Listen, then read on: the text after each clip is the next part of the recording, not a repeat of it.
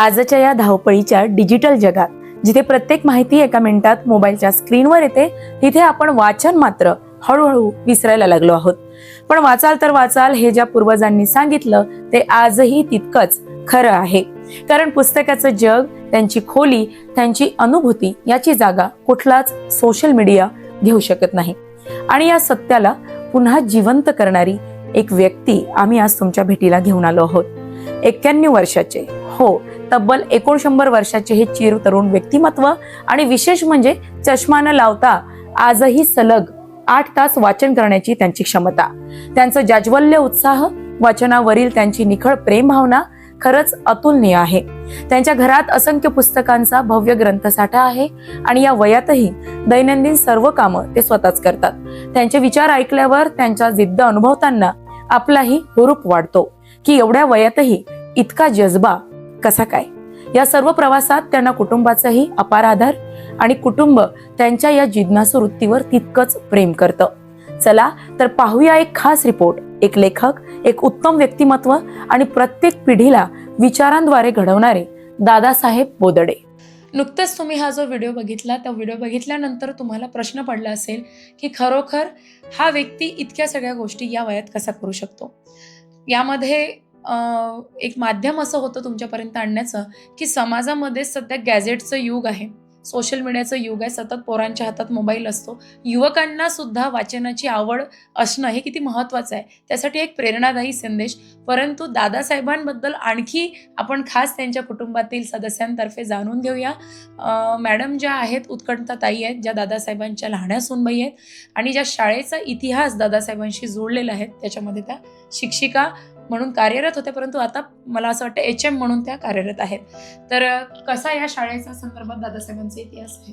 सुरुवातीला असं होतं की माझे जे लहान सासरे होते ते त्या शाळेमध्ये होते आणि एन.आर. देशपांडेची जी शाळा आहे जठारपेठमध्ये होती, ती शाळा त्यांना ट्रान्सफर करायची होती.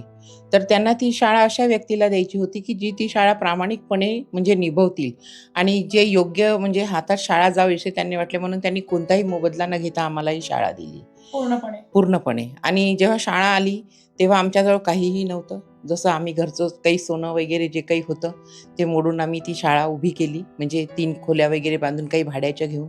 आणि असा प्रवास आमचा सुरू झाला. सुरुवातीला अगदी कमी मुलं होते, नंतर तो प्रवास वाढत गेला. त्यांच्या 2 मुली होत्या, एक दादासाहेबांच्या 2 मुली होत्या, प्रज्ञा पवार आणि सुषमा आमले ह्या, आणि मी एक तिसरी, आणि एक आमच्या नात्यातल्या म्हणजे बाबांच्या मित्राच्या सुनबाई होत्या लेकुरवाळे म्हणून.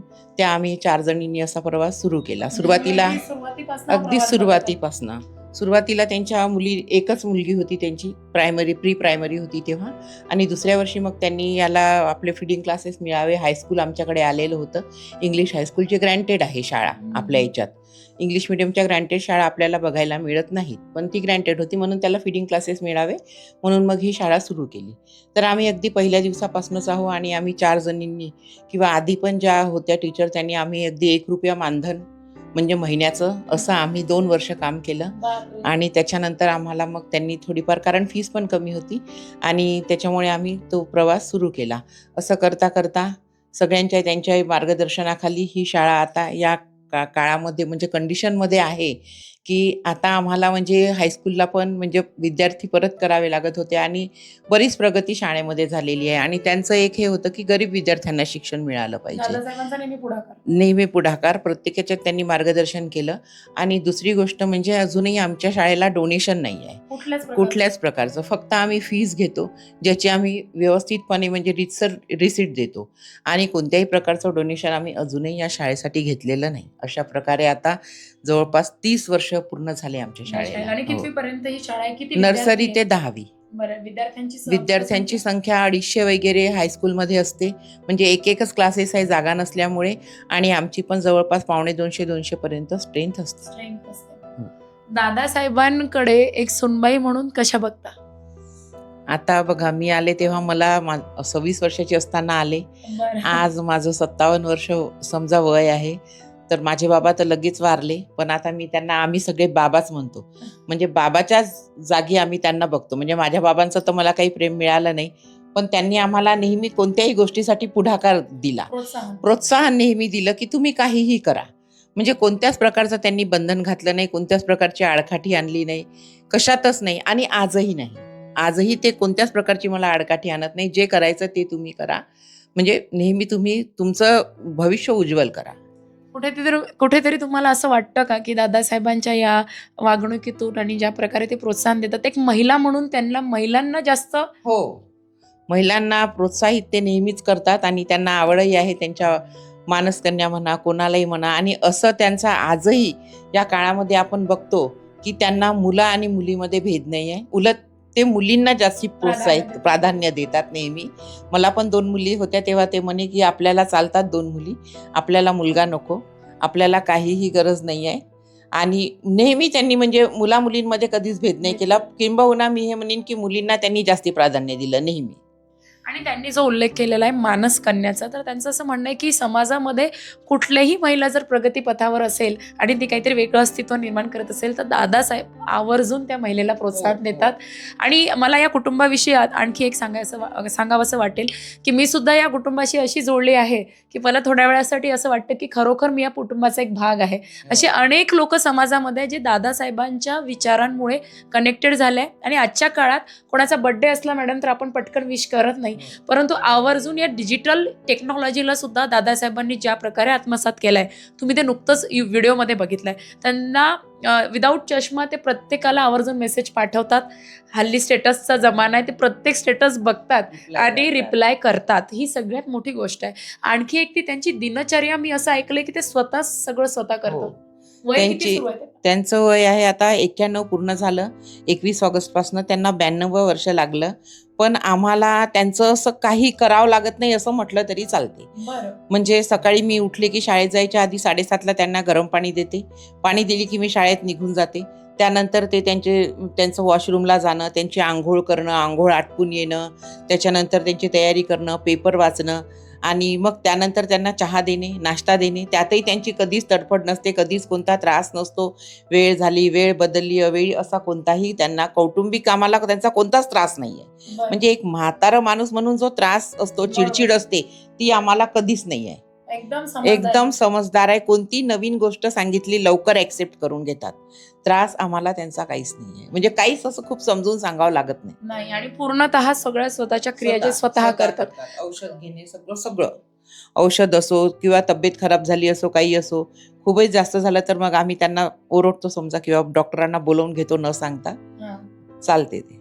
तर एकंदर हा असा दादासाहेबांचा प्रवास. त्यांच्या सुनबाई उत्कंठताई, दादासाहेबांची दिनचर्या आणि दादासाहेबांमध्ये असलेलं अद्भुत कौशल्य, खरं तर ते कौशल्य त्यांची असलेली दांडगी दृढ शक्ती याच्यामुळे आहे. ते आजही न चष्मा लावता वाचन करतात. तब्बल 8 तास एका जागी बसून ते पुस्तक वाचतात. या वयात नवीन टेक्नॉलॉजीला सुद्धा त्यांनी आपलंसं केलंय आणि त्याच्यामध्ये त्यांना जितकं जमेल ते तितकं सुंदर काम करतात. तर दादासाहेब, मला एक सांगा, सध्या टेक्नॉलॉजीचं जग आहे. या टेक्नॉलॉजीमध्ये तुम्ही व्हॉट्सअप मेसेजचा रिप्लाय खूप पटकन देता. तो का बरं देता? माझ्या नाती आहेत गुरु. बरं. त्यांनी मला शिकवलं व्हॉट्सअप कसं झालं. हा मला मराठी टायपिंग येत नव्हतं. बरं. मराठी टायपिंग त्यांनीच शिकवलं आणि माझं मराठी लिखाण भरपूर आहे. हो, तुम्ही अनेक लेख लिहिता. तर ते माझी जी मोठी नात आहे ती, आणि ऑडिओ ज्या वेळेला लहान नात आणि काही वेळा नातूही, ह्या 3 लोकांनी मला ह्या गोष्टी करायला शिकवलं. बरं. पण आता टेक्नॉलॉजीचं जग आहे. या टेक्नॉलॉजीच्या जगात वाचनही किती गरजेचं आहे, काय सांगाल? तुम्ही किती वेळ मोबाईलवर घालवता? सर्वसाधारण मोबाईलवर ते 2 ते 3 तास. बरं. दिवसभरातले. बरं. आणि तेही त्यामध्ये निश्चितपणे काही तुम्हाला वाचनीय ज्या गोष्टी असतील त्याच्यासाठी असतील. अर्थातच. आणि दुसरी कशी आहे की नाती टिकून राहावे म्हणून काही गोष्टी कराव्या लागतात. जसं पल्लवीला आवडेल न आवडेल त्याचा मी विचार करत नाही, परंतु पल्लवी मला आवडते म्हणून मी त्याला उत्तर देतो. हे सगळ्यात महत्वाचं. आणि हे फक्त पल्लवीच्याच बाबतीत नाही, आजच्या काळात एक साधं विश करायला जर म्हटलं तर आपण पटकन करत नाही, विचार करतो, धावपळीचं जग आहे. परंतु वयोवर्ष 91 पूर्ण झाल्यानंतर सुद्धा पारिवारिक संबंध कायम ठेवणे, आपल्या परिवाराशी जुळून ठेवणं. आणि मला आता सुद्धा माझ्या अंगावर शहारे यासाठी आले की नातींना गुरु म्हणणं हीच दादासाहेबांची खरी ख्याती आहे, की एक महिलांना प्रोत्साहन देणं. त्यांच्या सुनबाईंनी नुकतंच आपल्याला सांगितले की वयाच्या 26व्या वर्षी 24व्या वर्षी या घरात त्यांचा जो सुरू झालेला प्रवास आहे त्यांना नेहमी पावलोपावली दादासाहेबांनी प्रोत्साहन दिले आहे. वाचन किती तास करता? माझं वाचन हे सगळा वेळ जास्तीत जास्त वाचनामध्येच जातो. बरं. आणि म्हणून मी त्याच्यासाठी वाचन हे माझं टॉनिक हे शब्द वापरलेले आहेत. वाचन हे दादासाहेबांचं टॉनिक आहे. आणि आतापर्यंत दादासाहेबांनी वाचलेल्या पुस्तकांपैकी आवडलेले ग्रंथ कोणते? आवडलेले असं हे नाही, मला विषयाचं बंधन नाही. मी आयुर्वेदिक पुस्तकं तेही वाचतो, माझ्या विरोधी विचारसरणीचे पुस्तकं आहे तेही वाचतो. आणि मला पोषक आहे. महत्त्वाची गोष्ट अशी आहे की महात्मा फुले, शाहू महाराज आणि डॉक्टर बाबासाहेब यांचे जे आवडते विषय आहेत तो विषय माझा आवडता आहे. बरं. आणि त्याचं कारण असं आहे की मनुवादी लोकांनी आमच्यावरती जो छाप मारलेली आहे ती छाप आम्ही जुगारून दिली पाहिजे. आणि ती जुगारत नाही तोपर्यंत आम्ही स्वतंत्र नाही, आम्ही गुलामच आहोत. म्हणून मी एक कविता लिहिलेली आहे, ती आठवत असेल तर काही ओळी तुम्ही सांगू शकता? तर परवर्षचा पाश दैवी या नावाचं एक गीत लिहिलेलं आहे वीर वामनराव जोशींनी. बरं. त्याच्यावरती मी ती कविता लिहिलेली आहे. ते त्याच्यात मतितार्थ हा आहे की आम्ही परवशता म्हणून गुलाम झालो आणि त्याच्यातून आम्हाला बाहेर पडायचं आहे. ते बाहेर पडायसाठी तेच लोक आम्हाला विरोध करतात आणि त्याच्यासाठी आपल्याला एकत्र येऊन लढा दिला पाहिजे. आम्ही एकत्र होत नाही तोपर्यंत आम्ही स्वतंत्र नाही. आम्ही एकत्र होत नाही तोपर्यंत आम्ही स्वतंत्र नाही. दादासाहेबांचं वाचन जितकं दांडगच आहे तितकीच ख्याती दादासाहेबांची स्पष्ट वक्ता म्हणून सुद्धा आहे. ते द्रष्टा लेखक आहे, ते नेहमी स्पष्ट विचार मांडत असतात आणि जे समाजा हितकारक आहेत त्या गोष्टी त्यांना ज्या वाटतात त्या वैचारिक त्यांच्या विचारसरणीतून स्पष्टपणे ते मांडत असतात. यामध्ये त्यांचा कुठलाच हेतू नाहीये कुठल्या विशिष्ट समाजाला दुखावण्याचा, परंतु माणसाने माणसाशी माणसाप्रमाणे वागावे अशा त्यांच्या काही विचारसरणी आहेत.